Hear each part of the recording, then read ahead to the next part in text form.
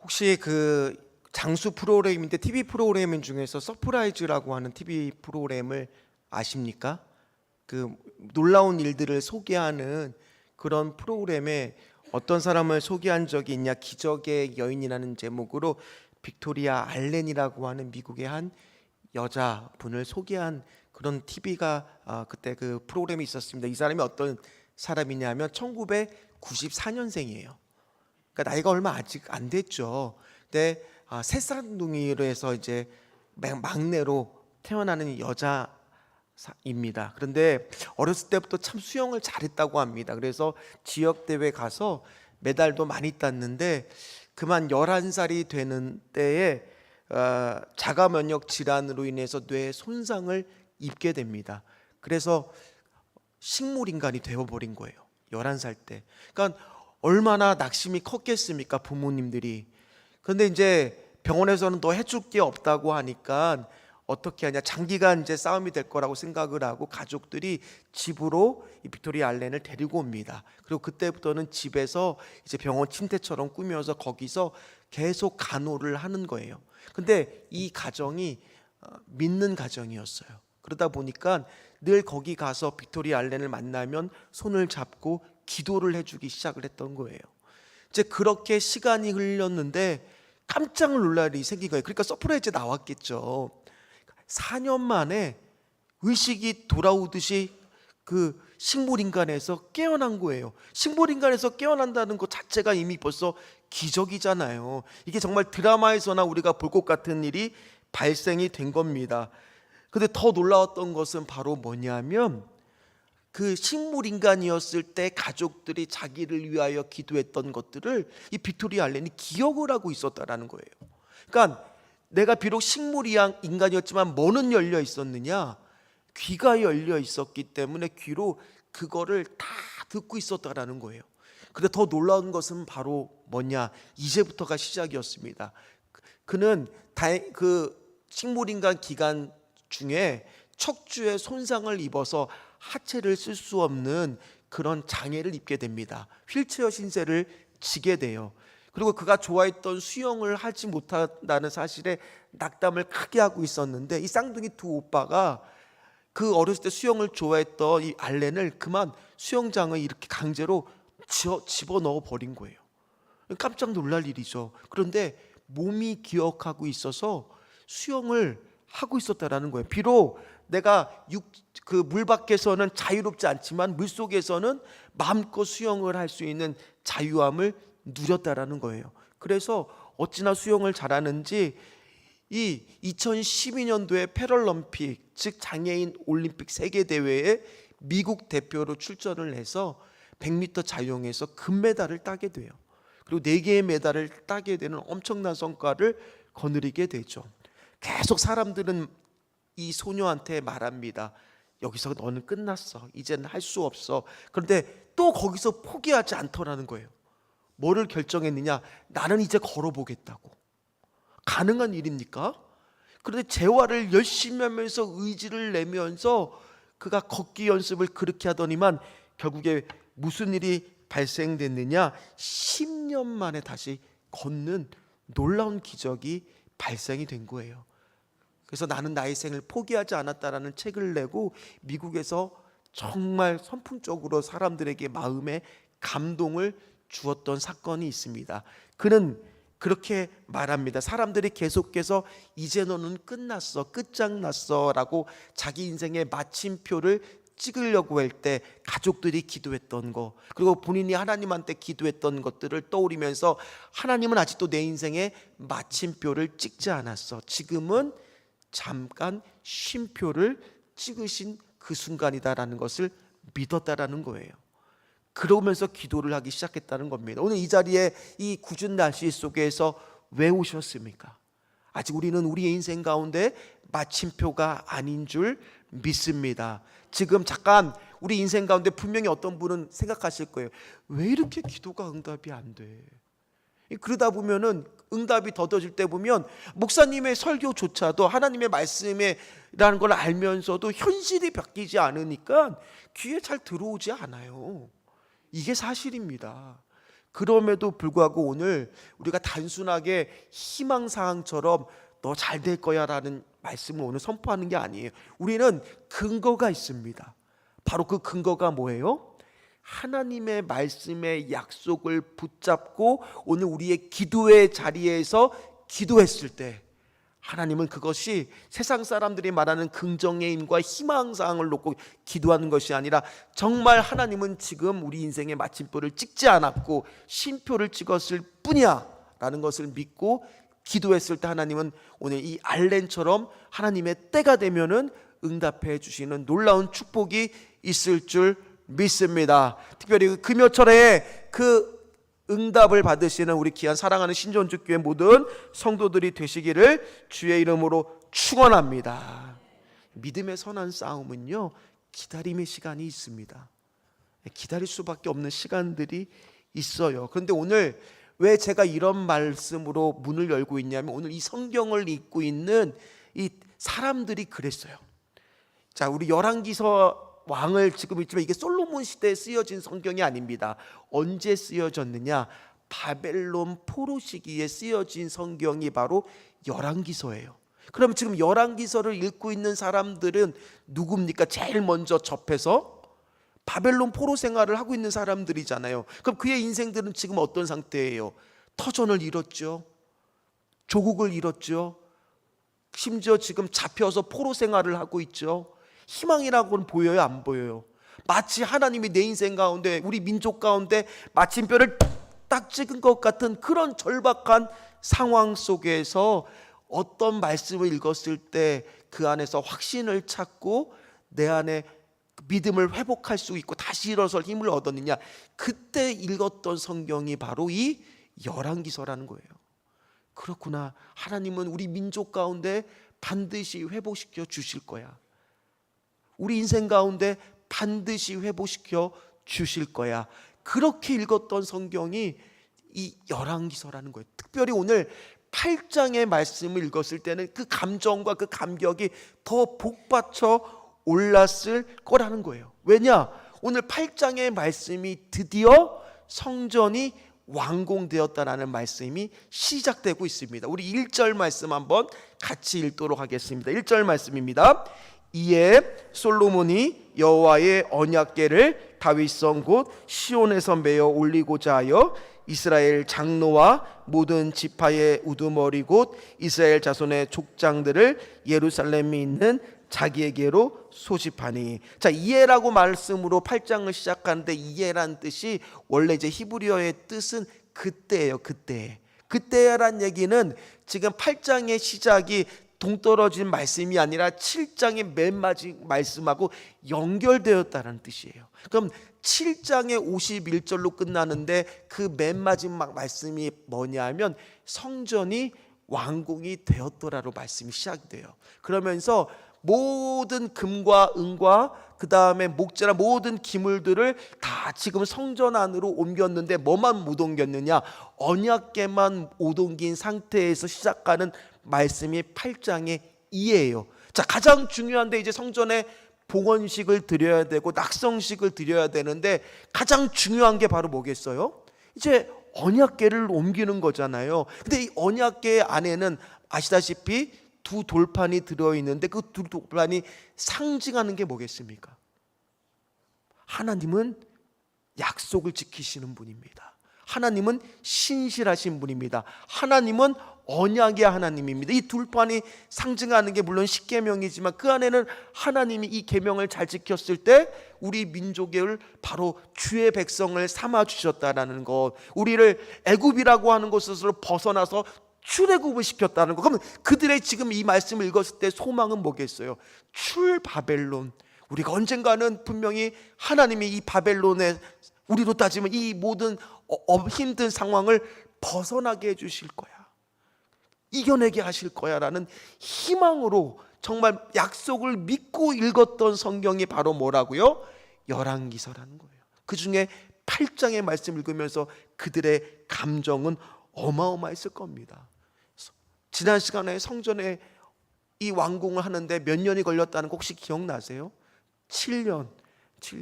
그때 금이 10만 달란트, 은이 100만 달란트. 그러니까 지난번에도 얘기했듯이 우리 성도님들은 그저 얘기를 해도 안 놀래요. 그냥 리액션이 없으면 자, 다시 합니다. 금이 10만 달란트. 그죠.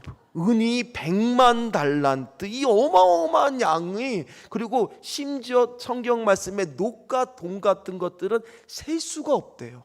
그리고 최고의 당시의 건축자재인 기둥을 만드는 데는 100항목을, 그런 것들을 다 했는데 그러면서 지었습니다. 그랬을 때 우리 성도들도 이때 아마 그 성전을 완공했을 때의 그때의 감격을 우리 성도들도 조금은 아실 거예요. 공감하실 거예요. 왜냐? 팔복제일교회에서 신천주교회로 다 옮겼을 때 어떠셨어요? 여기서 중공예배, 완공예배를 드렸을 때 그때 감정이 혹시 기억이 나시는 분들도 이 가운데 경험하신 분들도 있으시죠? 그래서 저도 있습니다. 저도 모교회에서 건축을 했을 때 그때 제가 몇 번 얘기를 했지만은 그때 중간에 사실은 저희 건축하는 담당하는 회사가 부도가 난 거예요. 그러다 보니까 아시다시피 우리가 건축 시기가 이때 짓기로 했는데 이 몇 년 지나서 졌어요. 그러다 보니까 당장 우리가 이사를 기존 교회에서 약속한 날짜에 빼줘야 되니까, 그래서 제가 말씀드렸듯이 어디서 예배를 1년 넘게, 2년인가 제가 정확한 시기는 기억이 안 나지만 하여튼간 1년은 넘었어. 어디서 예배를 드릴 수밖에 없었느냐? 비닐하우스에서 예배를 드렸었거든요. 그러니 성전은, 예배당 짓는 것은 멈춰 있죠. 거기서 그렇게 열악하게 예배를 드렸지만 결국에는 그래도 시간이 흘러 예배를 드렸을 때 그때 어떤 마음이었을까요?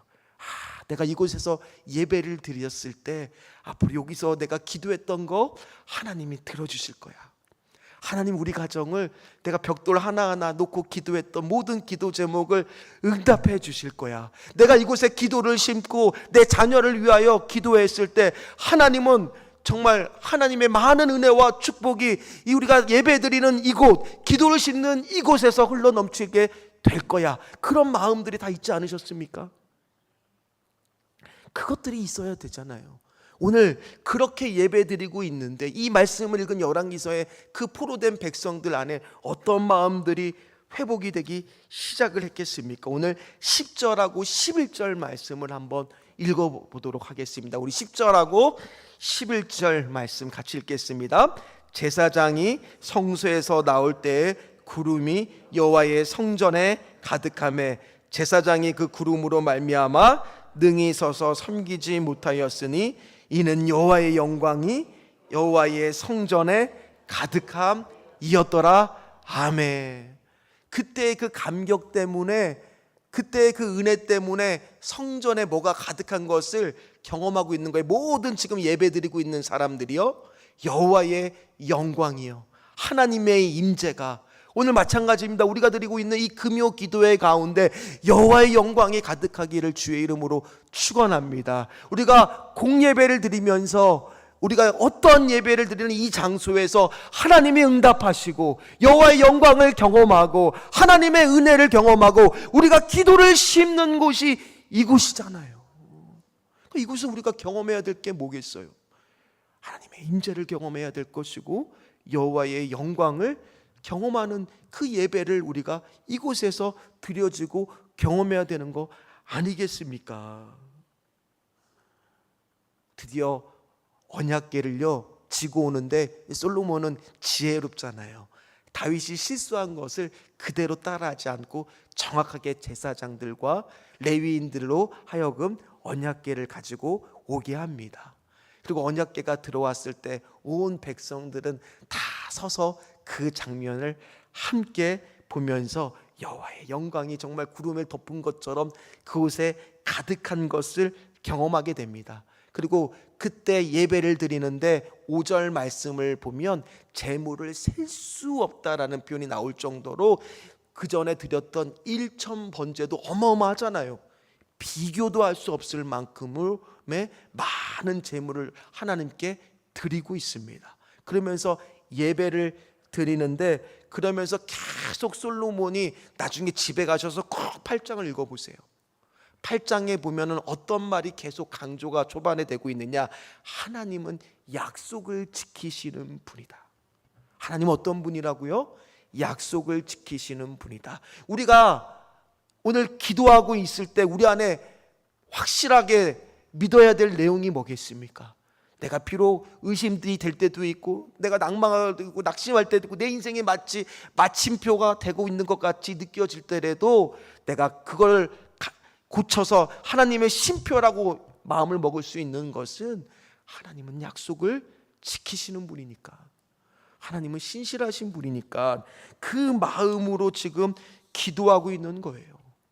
지금은 이제 성전이란 말을 안 쓰고 예배당, 교회라는 말을 쓰고 있지만은, 그래도 우리가 바로 뭐예요? 우리가 움직이는 하나님의 성전이잖아요. 그러니까 우리가 있는 어느 곳에서 우리가 기도하든지 간에 하나님은 우리의 기도를 뭐 한다는 얘기예요? 들으신다는 거예요. 그리고 그 약속을 지키시고 계신다라는 거예요. 특별히 오늘 금요 기도의 시간을 저는 정말 우리 교회가 부응해야 될 예배 중에 하나라고 믿습니다.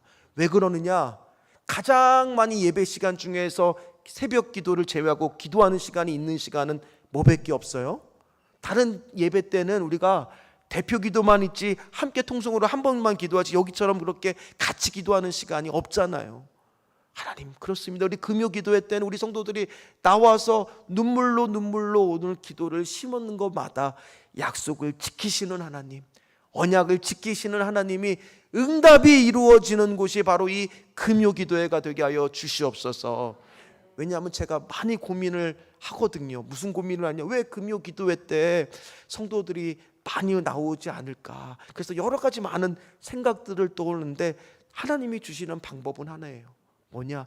여기서 기도했던 것들을 하나님 꼭 좀 우리 성도들을 응답하게 하여 주시고, 특별히 금요 기도회 때 나와서 하나님의 신실한 약속을 붙들고 기도하였더니 하나님이 내 인생 가운데 이렇게 응답하여 주셨습니다를 우리 여기 계신 분들이 간증하기 시작했을 때 이 자리가 넘치지, 무슨 제가 능력이 있다고 이 자리에 막 한다고 그게 부응이 되겠습니까? 하나님의 임재를 경험하고 여호와의 영광을 경험하는 예배가 이 예배가 되기를 간절히 소망합니다.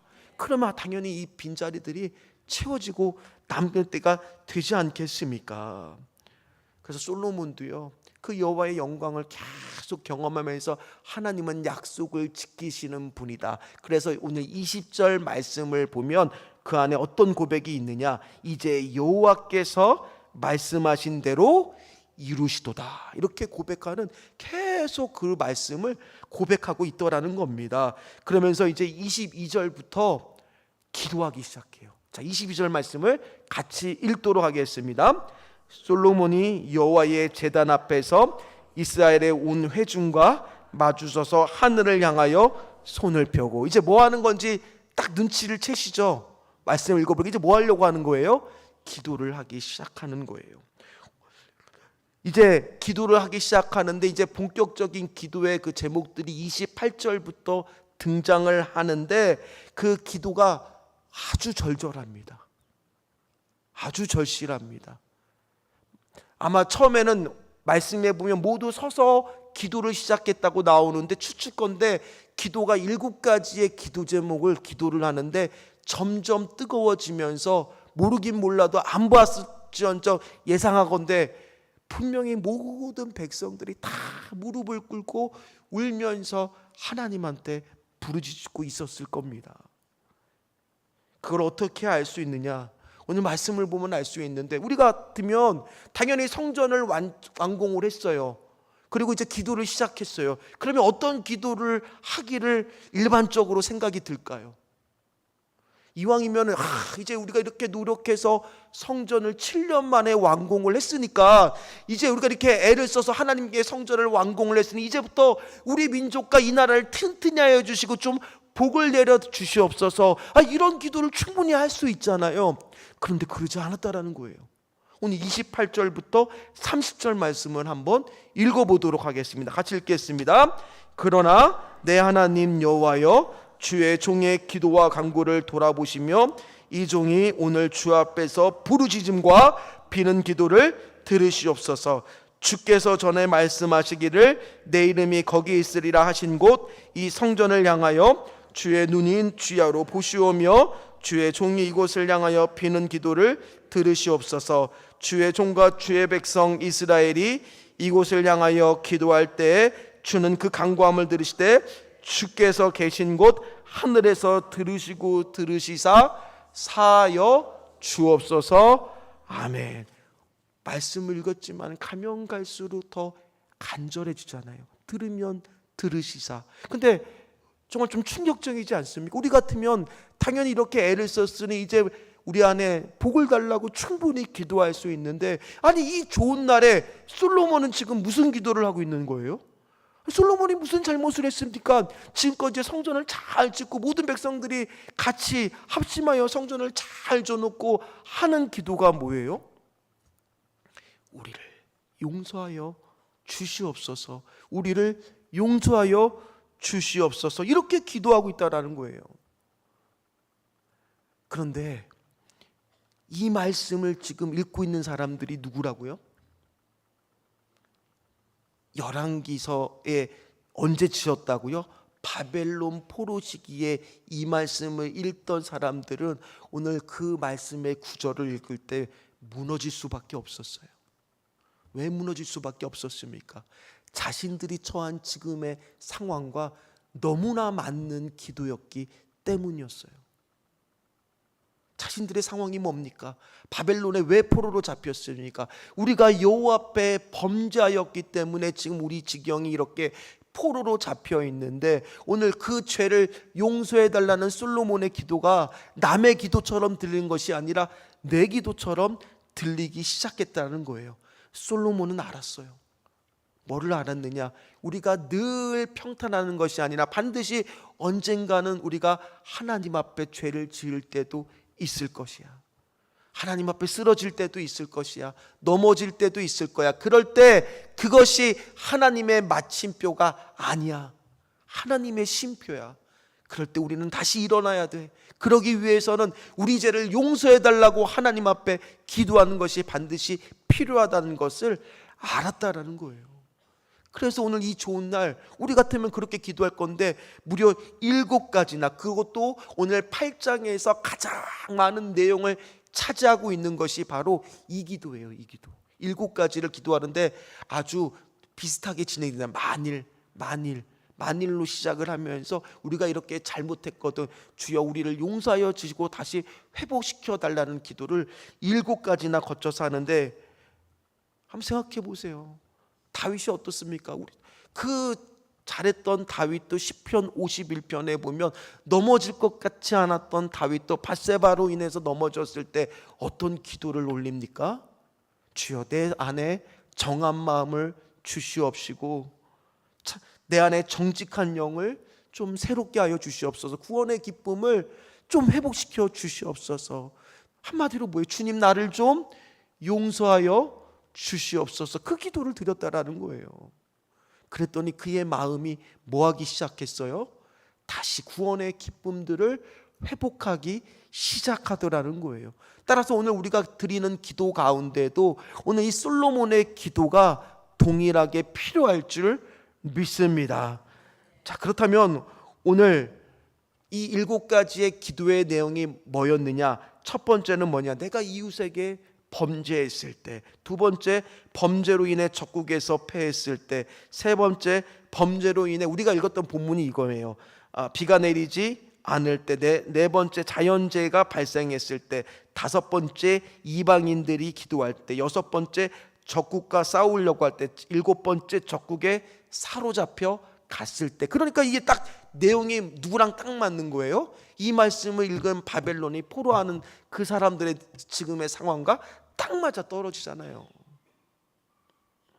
내가 비록 몸은 바벨론에 잡혀 있지만 오늘 내가 성전을 향해 기도하기 시작하면 하나님은 반드시 지금 우리의 인생의 마침표가 아니다, 다시 일으켜 세우실 거야, 잠깐 후 쉼표를 찍으셨을 뿐이야 하면서 희망을 안고 기도하기 시작했고, 그 바벨론의 포로 생활을 견딜 수 있는 믿음과 힘을 하나님이 주셨다는 거예요.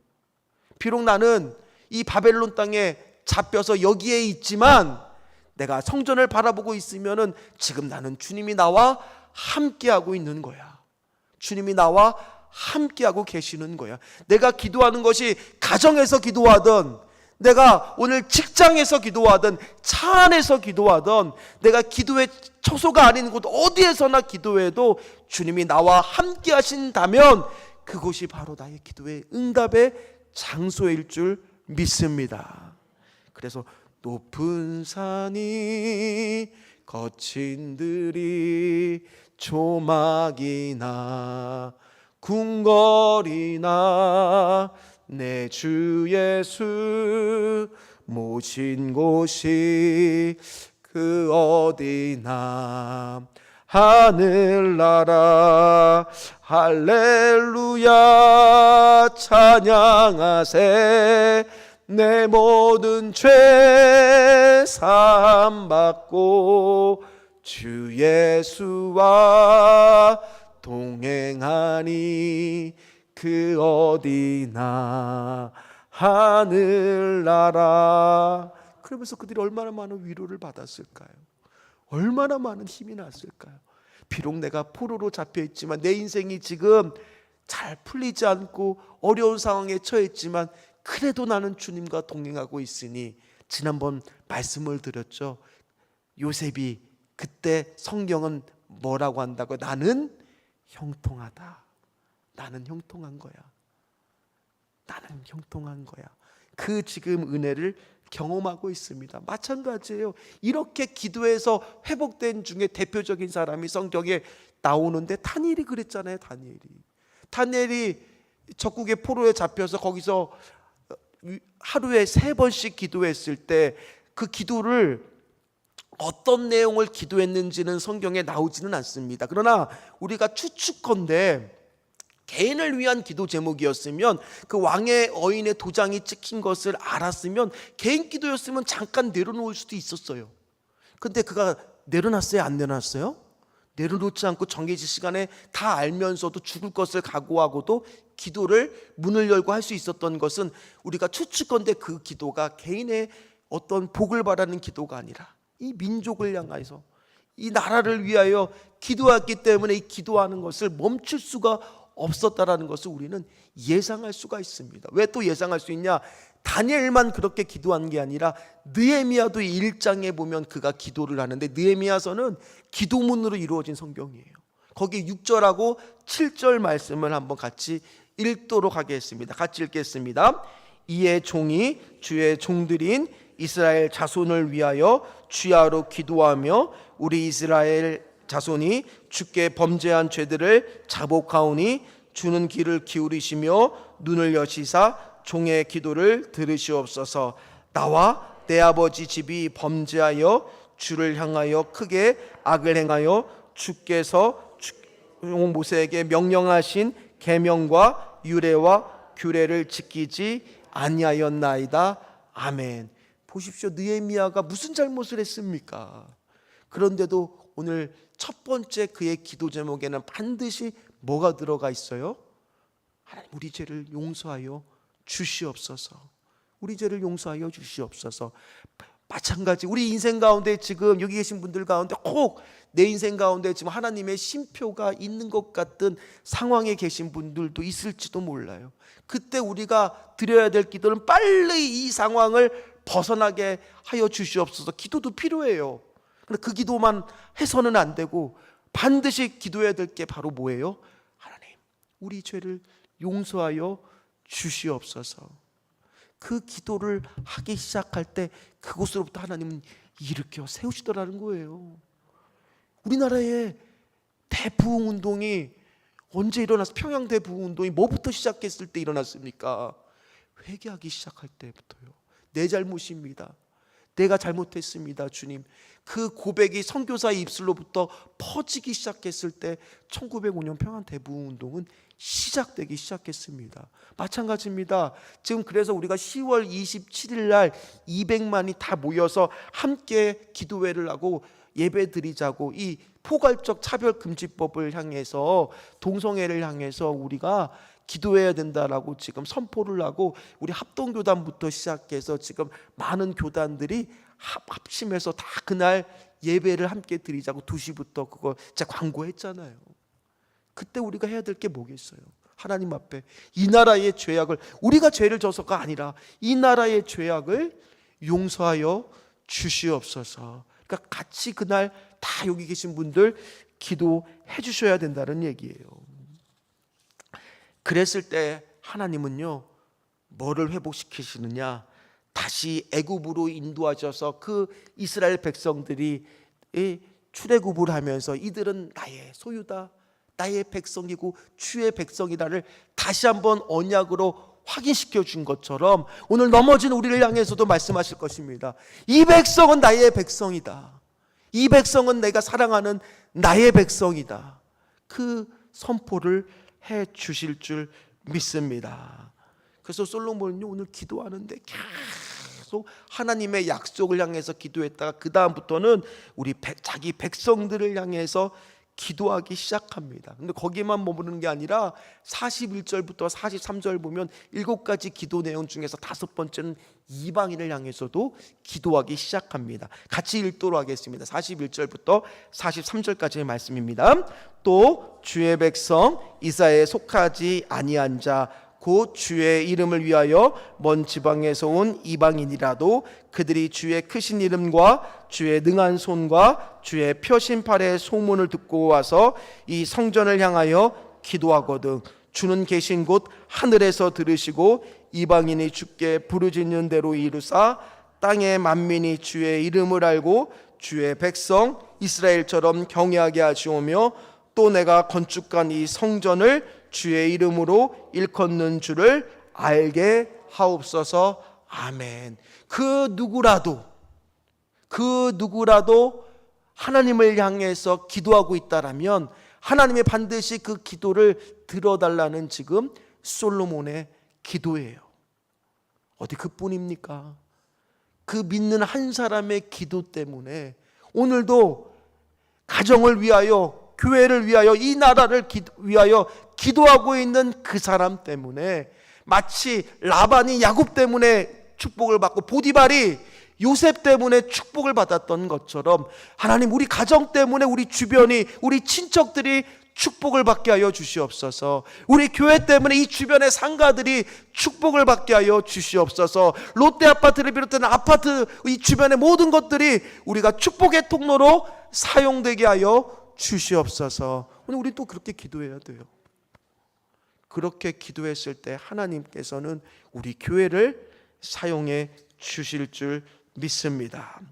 그렇게 7가지의 기도와 간구를 마치고요, 솔로몬은 백성들을 축복하기 시작합니다. 그리고 이 언약궤를 이제 지성소로 다시 한번 옮기는 작업을 합니다. 그러면서 예배를 한 번 더 드리는데 그 예배를 또 드릴 때에도 제물이 어마어마하게 오늘 말씀해 보면 들어갑니다. 그래서 그 제물을 다 할 수가 없으니까 이 성전의 제단 위에서 제물을 드리는 게 아니라 이 성전의 뜰 안에서 가운데다 놓고 구별돼서 거기서 제물이 워낙 많으니까 소가 22,000마리.